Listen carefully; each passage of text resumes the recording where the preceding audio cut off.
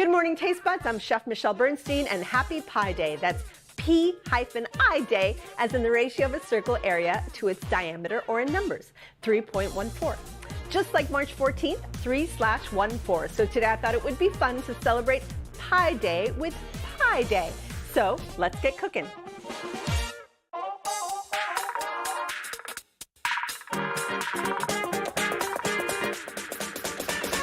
I'm so excited.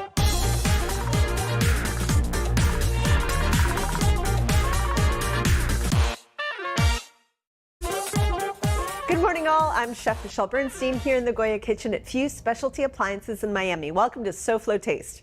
Can you go back to your school days and recall a teacher lecturing you on something called pi, spelled P-I? Well, you might even remember it has a value of 3.14. But even if you don't remember its value, I'm sure you remember making pie jokes, spelled P-I-E. Well, I'm celebrating P-I-E Day. Today is P-I Day, March 14th, the third month, 14th day, or 3/1-4, Pi Day, P-I. Wow, that was a lot. Well, today I thought it would be fun to give you some really good pie recipes. And don't worry, cake people, I'll catch up with y'all in a later show. So let's get cooking. The first pie I ever fell in love with was actually not a sweet pie. It was a savory pie, like a shepherd's pie. So I'm going to take the idea of the shepherd's pie and turn it into a fish pie.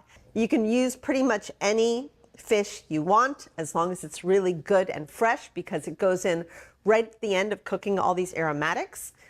I'm going to start by cooking with butter and a little bit of oil, some olive oil. I love combining the two together. I usually cook everything in oil and butter. Let me tell you what I have in front of me. These are leeks, sliced nice and thin. I usually use the part that's a little lighter green to white. We've got fennel, because fennel and seafood, just beautiful harmony together. Some shallots. And then we're going to make it a little thicker with a little flour, and then we have some dairy. We've got some beautiful fresh fish. Here is some salmon. We've got some snapper and some cod. This beautiful fresh fish came just today from one of the 6 Milam's markets in SoFlo to dazzle you. Milam's Markets is a family-owned and operated full-service market. When I say family, I mean family. There's probably a Milam or two in nearly every market and almost any time. Their markets have been anchors in SoFlo for more than 4 decades. The folks at Milam's want you to feel right at home in their meat, seafood, produce, baked goods, deli, and wine departments. Visit them at milamsmarkets.com. Any of the 6 SoFlo locations, check out those BOGOs, sale items online at milamsmarkets.com. Milam's Markets, SoFlo's family grocer since 1984. Experience the difference of Milam's. So I'm starting out with the leeks and the fennel. We're not looking for color. We're just looking for it to just soften up. So I have this on about a medium-high heat right now. I'm not going all the way up because I really don't want to get this caramelized. I want everything to be nice and kind of subtle. I'm going to throw the shallots in there too, and then start seasoning. This part is really fast. Now, at the same time, you would be boiling your potatoes. I would love you to use a russet potato for this, but you can also use a Yukon. I like the starchiness so that you can pipe it on afterwards. I've got a couple of eggs and butter over here for those potatoes that we're actually cooking in the back right now. Let's add a little bit of salt and some pepper. Now, if you want to add any heat to this, or, you know, just a little like spiciness, you can add some cayenne or chili flake. I'm going to add some lemon zest, because I just think, obviously, with that fish and these delicate aromatics, that the lemon would just bring out the freshness and everything. No juice, though. I don't think it really needs that hit of acid. In this combination, I think everything should just be nice and savory and salty and a little more subdued. For herbs, I've got dill, tarragon, and parsley. So once you see it starting to soften a little bit, we're going to go ahead and add the flour. This is going to thicken the mix.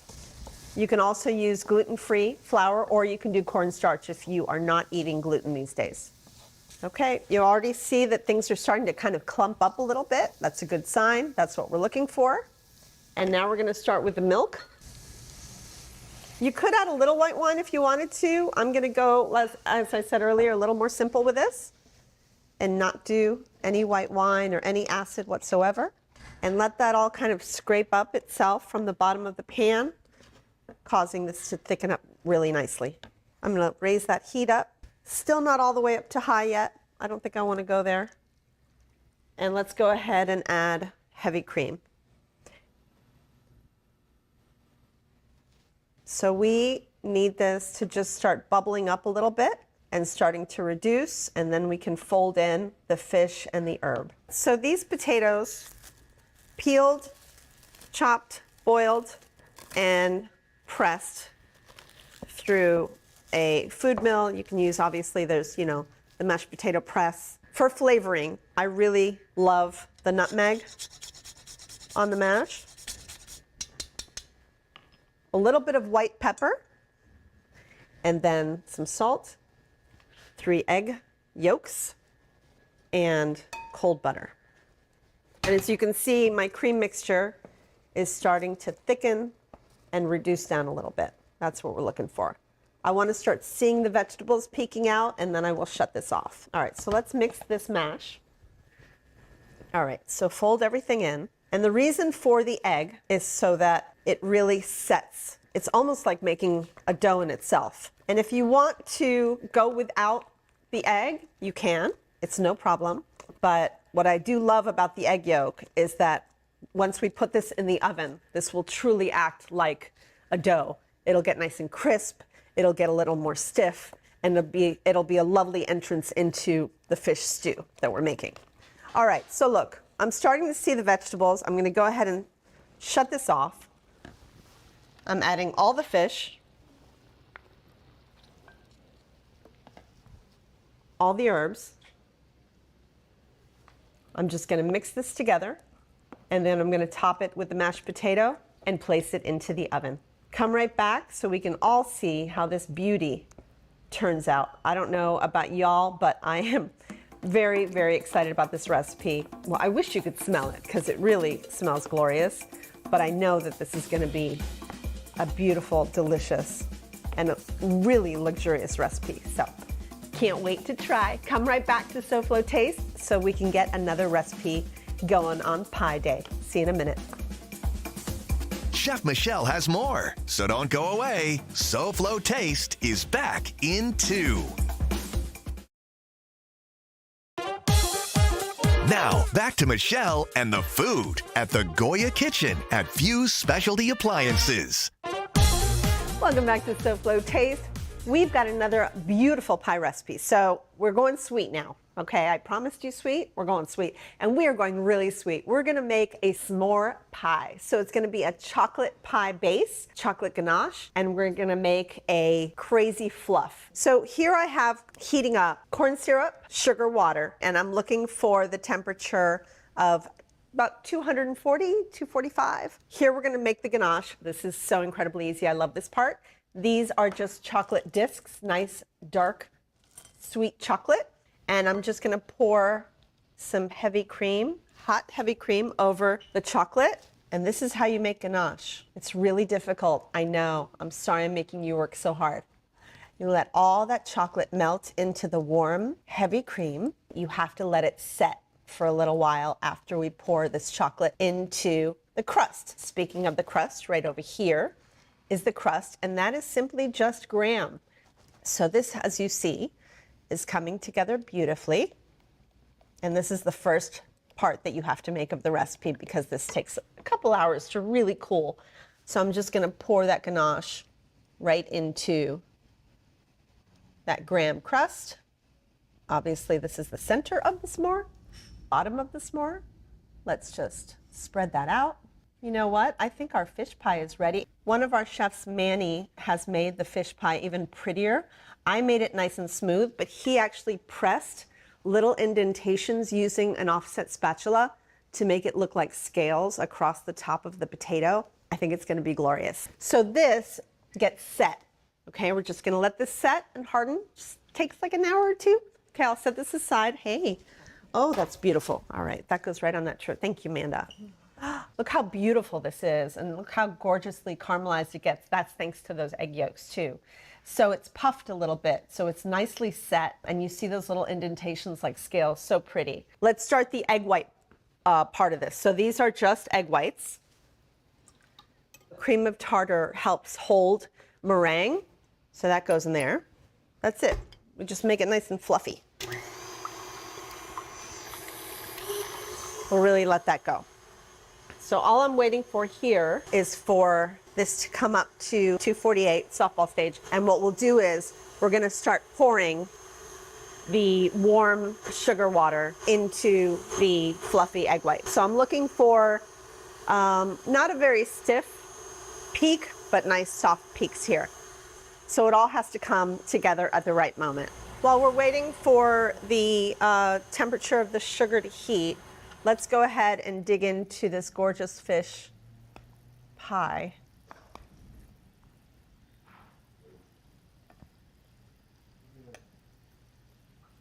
Wow. This is so pretty. I'm very excited. I think I have to.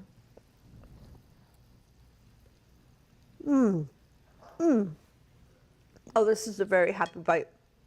Okay, I'll see you guys later. Just kidding. All right, let's check on the sugar. Oh, we're there. Softball stage, 245 degrees. Check out my meringue. So these are nice soft peaks. And I'm gonna go ahead and start pouring the warm sugar mixture into here as it whips.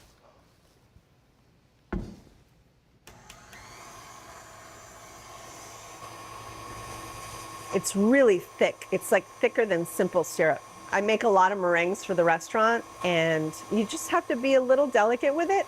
I like to go nice and slow though. All right. So we're basically making a soft marshmallow. Okay, so what I'm gonna do is I'm gonna keep whipping this until it starts kind of pulling the air out of it, the warm air out of it, and then we're gonna see it really, it's starting to get gorgeous and glossy, almost like mother of pearl. And then lastly, I'll put a little bit of vanilla in there, and then we'll get that out of there and top our pie. So we'll do all that together. Come right back to SoFlo Taste, because I've got more recipes from the fabulous Goya Kitchen. Infused Specialty Appliances in Miami, a premier partner with Sub-Zero, Wolf, and Cove.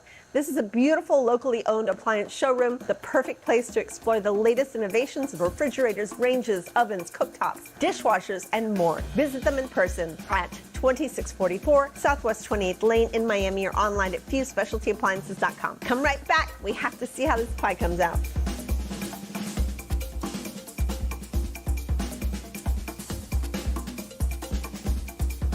SoFlo Taste will return right after this.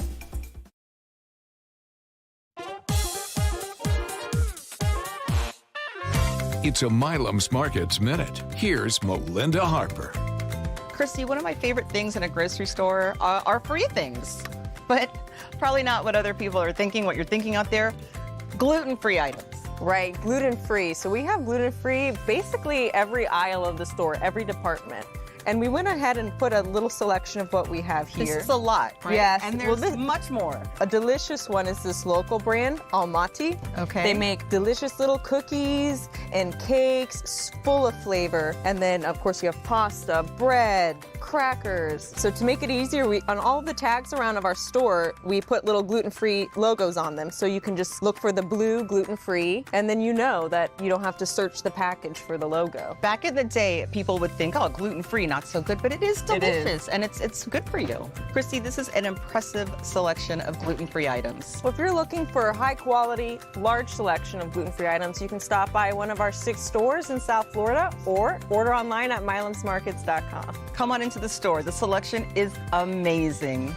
Welcome back to SoFlo Taste. Want today's recipes? Just scan this. Scan this QR code for an instant trip to the SoFlo Shows page. You'll also see this QRC on the ingredient list throughout today's show. Now back to food for March 14th, 3/14 Pie Day. So our chocolate has set, as you can see. We have fluff, which I just added the vanilla to. Now we're just going to kind of make any sort of a design you feel like making.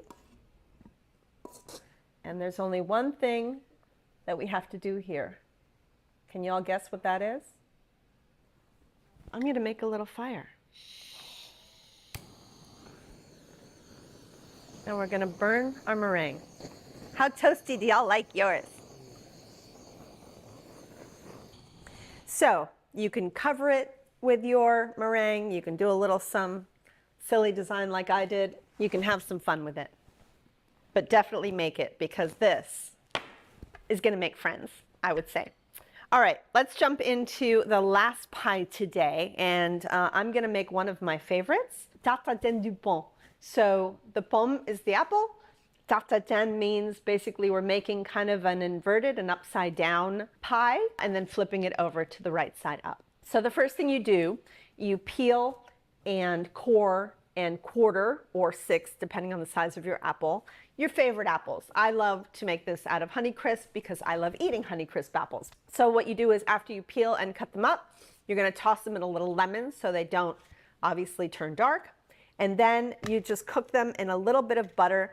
You don't want them mushy. These still are holding shape. They're a little tender, but they're not mushy, okay? So they're just starting to get really nice and tender on the outside, but not on the inside. All right, so I'm gonna stop there.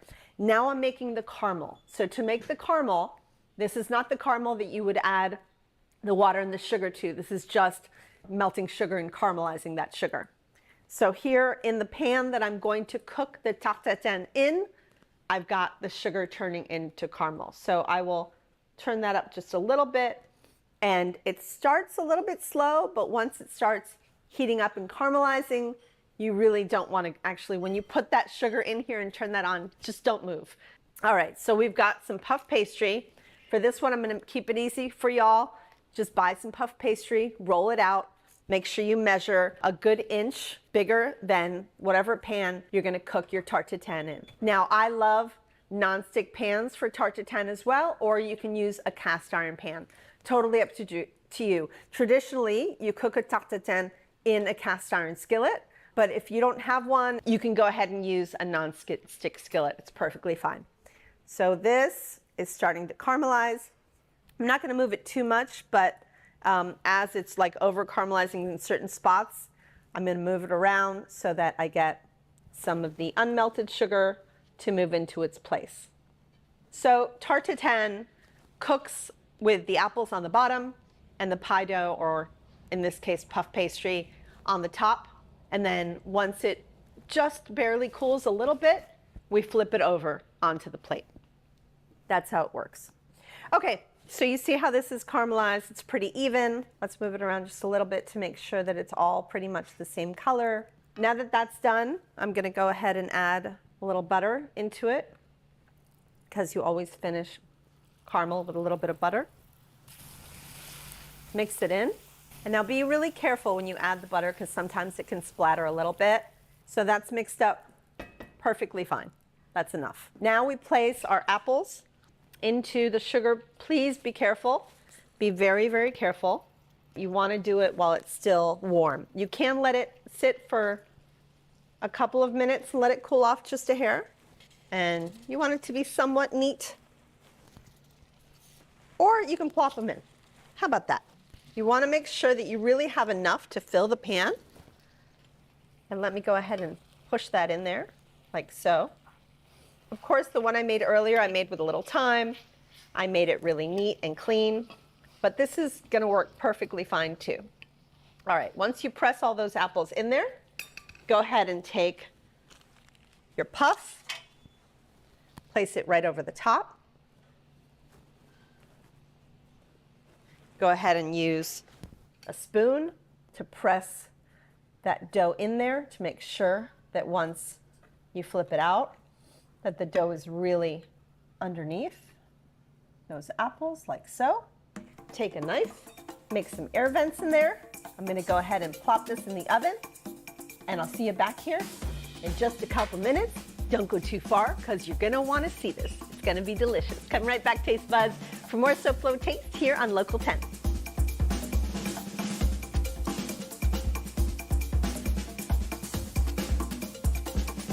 Come back to Chef Michelle and the food. You're watching SoFlo Taste.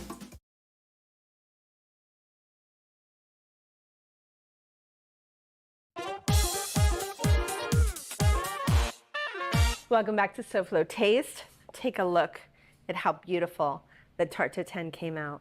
So I filled the other one a little bit more. I think the other one is actually going to be even nicer, but you can make it really even. You can load them up. It's really up to you. It's not that hard once you cook these apples because it's purchased puff pastry.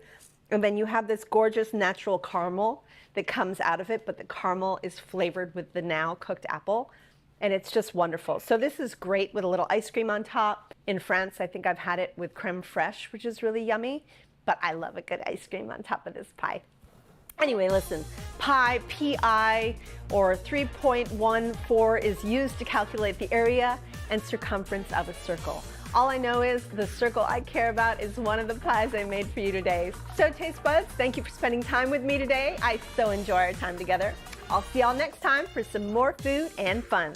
Goodbye and good taste.